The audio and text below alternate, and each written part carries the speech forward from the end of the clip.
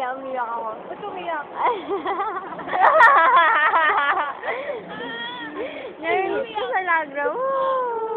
Ay, sinabiyak ako. Iyakan niya ako. Kapag Wawa ka naman.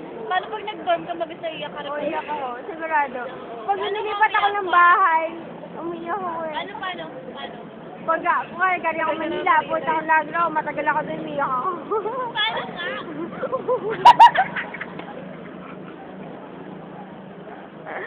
Hindi, babae naman. Gano'n naman, diba? Ang babae, tahimik lang. Sino mo?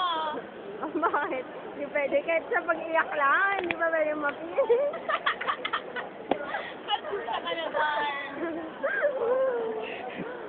Maganda-ganda ka pala, umiiyak ako.